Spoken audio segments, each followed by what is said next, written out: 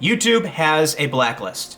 There are a lot of different explanations as to what that blacklist is. Last year, people were saying that it was a specific list where people were getting demonetized no matter what.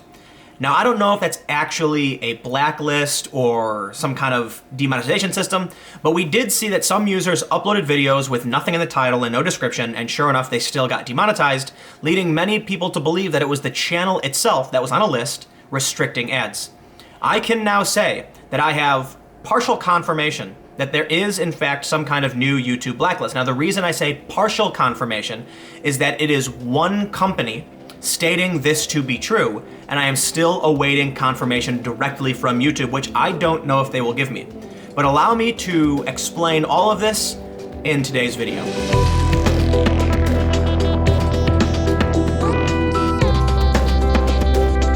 Before we get started, make sure you go to youtube.com/Timcast if you are not already there. Hit the subscribe button, and more importantly, click the little bell icon.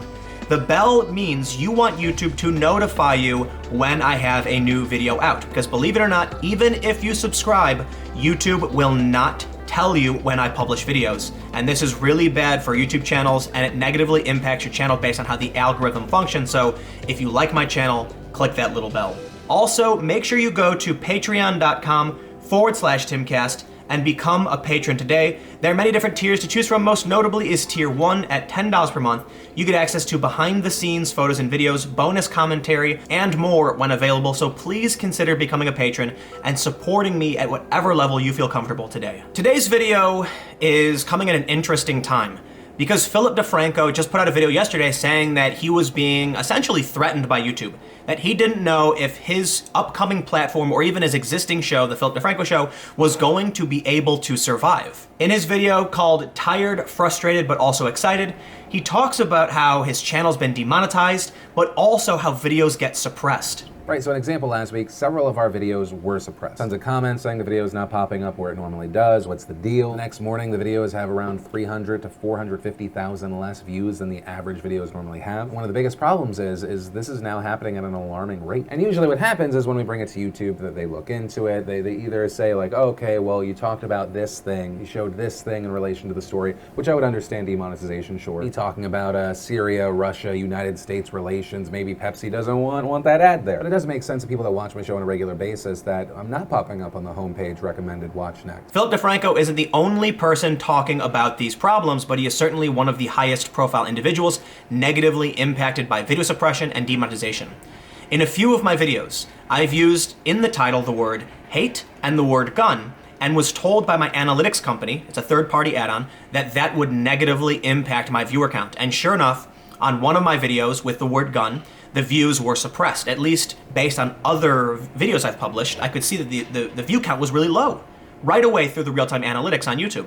I changed gun to G-U-N, and all of a sudden my views sprung back up. We also saw a video from Boogie2988, another very high-profile YouTuber who talked about a similar problem. Now, in Boogie's video, he mentions that many big YouTubers have a plan B, because YouTube seems to be in a downward spiral of destruction, which makes me, well, it worries me. Right now, my analytics for the month are actually a little bit lower than they normally are. And that's pretty scary when you realize that this is my job, this is what I do for a living, and if YouTube starts suppressing my channel and restricting my views, then I can't work. And what options does that give me? We've already seen many journalists take jobs in PR. But now, let's move on to the big story of the day, and there's another tidbit afterwards. But the big story is that I can partially confirm. I can confirm to an extent, right? It's a tricky situation, but let me explain. A multi-channel network has severed ties with a medium to large size YouTube channel. This is a YouTube channel with over 500,000 subscribers. They were told by their multi-channel network that because of a new YouTube policy, they were being forced to remove them from their multi-channel network. Now, I don't want to reveal too many details as I'm still awaiting confirmation from YouTube as to what's going on. But because of the timing with Philip DeFranco and the response from Boogie and a lot of talk about YouTube and its problems, I thought I should bring this up right now. I have independently verified an email where an MCN said that YouTube has made changes to its system and flagged certain channels, requiring them to remove them from their network. An MCN is a multi-channel network. These are essentially support systems to help YouTubers get access to music, better analytics, archival footage, but also because YouTube can't deal with the sheer amount of channels, MCN sort of popped up to be kind of a middleman, but more so to help YouTube deal with these channels. I am with a multi-channel network. This gets me music. I can get access to archival footage. I actually have a couple different music libraries, and this is the most important thing. You'll notice I got a lot of cool music in a lot of my videos, and this is what I need a multi-channel network for. They do take a small percentage of my income, but in exchange, I get a whole lot more. I've been invited to some high-profile events. I've been able to meet some high-profile creators in Los Angeles and other places because the network sort of brings people together and helps you do work. Now, MCNs don't help everyone. Often they will sign smaller channels for a bigger percentage, and these small channels will get access to music and other add-ons that they might need, but will you get a one-on-one conversation with, an MCN to help you build your channel? Maybe, maybe not. It's really hard to know. Some multi-channel networks are better than others.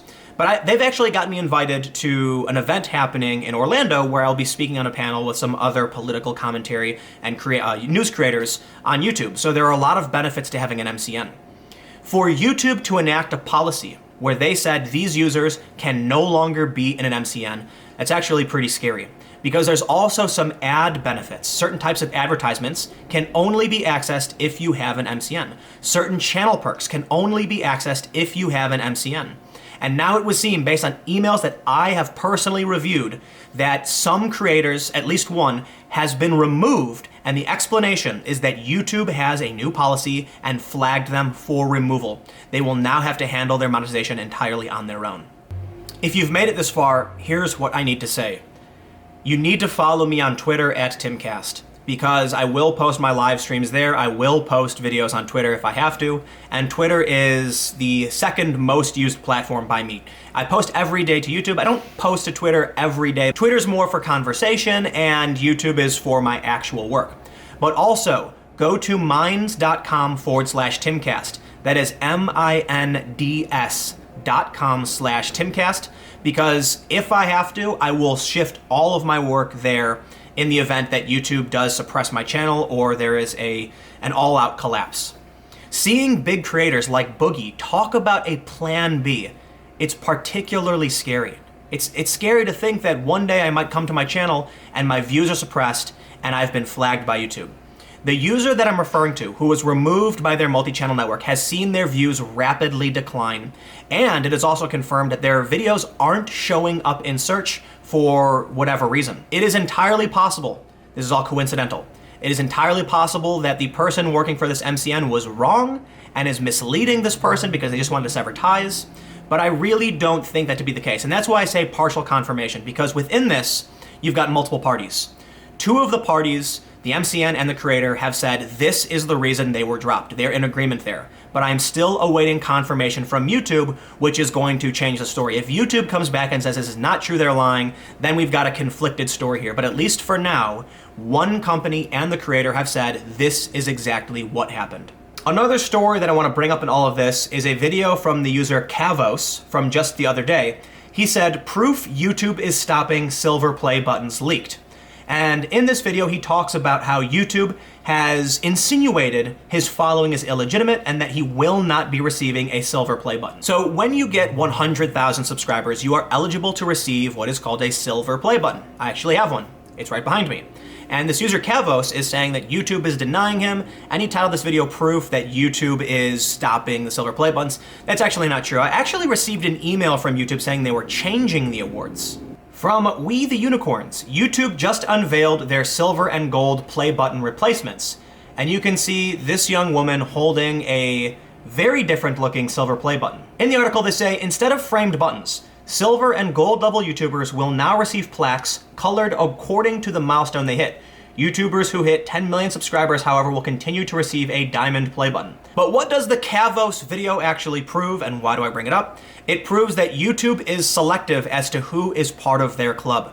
Some videos, some channels are flagged. They don't get advertisers. They are kicked out of their multi-channel networks, and they do not receive creator awards. In fact, the user I am referring to has been stripped of their MCN, has never received a YouTube award. So it would seem that there is something happening within YouTube, some internal politics about who is welcome and who isn't. I feel like I must be in the club because I haven't been flagged. My videos get demonetized every so often. It was worse before, but it's getting better. And I did receive my silver play button. Not only that, but Google actually emails me every so often, and I've done some like Q&As, and I've actually been to Google offices many, many times. So if you're in the club, you're pretty safe. And I feel like there's a lot of YouTubers who are gonna get the axe before I do. So there's basically a whole row of canaries in this coal mine standing in front of me. But regardless, I am pretty worried. When one user gets stripped of their ability to do their job, it should send warning signals to everyone on the platform. And if it's affecting people like Philip DeFranco, one of the oldest creators, and I don't mean like old as in his old person, I mean like he's been on YouTube forever, 6 million subscribers, and he's having his videos suppressed and being negatively impacted by this. And that's damaging to him as he tries to launch a news company. What does that say to me? I'm trying to do the same thing, and I am years behind where Phil DeFranco is at. He's making way more money than I am. But is it even possible? Should I even try? Or should I try going the old school route and launching something external to YouTube? Or just try and use a different or newer video platform? These are all big challenges. Right now, for me, YouTube is still a net positive. But we have to make sure that even if we feel comfortable on the platform, we are taking into consideration Plan B, Plan C, and so on and so forth. Because if you put all your eggs in one basket, eventually YouTube might come along and smack your basket, now your eggs are all splattered on the ground. So I'm definitely keeping that in mind. These videos are now up daily on iTunes as well. So if you want to listen to these videos, you can go to iTunes and check out Timcast Daily News. And also we have the podcast every Sunday at 4 p.m., which is the Culture War podcast. I am doing as much as possible to make sure I can keep doing the work that I'm doing, but I'm also diversifying in the case that YouTube shuts me down. So if you want to support my work, go to patreon.com/Timcast, become a patron. I mentioned this in the beginning, but also keep in mind for everybody who supports me on Patreon, should YouTube give me the axe? I don't think it's very likely, but there is a potential because I have seen other news channels get shut down and suppressed, and you can all see what's happening to Philip DeFranco and the other creator I talked about. I will post the videos to Patreon every day. So perhaps that's what's going to happen. It looks like YouTube is tightening up, it's cleaning shop, and it's getting rid of anything controversial. I mentioned this the other day. Hate is a real human emotion. We need to express what makes us angry and what we don't like. We need to talk about these things so that we can clear the air, clear our minds. But all of these social media platforms are saying, if these things are depressing, you're out. That includes hate, that includes conflict and crisis. You're not going to rid the world of war, conflict, crisis, and hate by putting a blanket over it, by sweeping it under a rug. You're going to get rid of it by dealing with it, talking it through, and finding a way to solve these problems so we can move forward. But this is just a band-aid on a bullet hole. And if YouTube does what it does, if it actually does start suppressing more channels, because it already is, it will only make the problems worse, it will only freak more people out, and it will only make our future that much more authoritarian.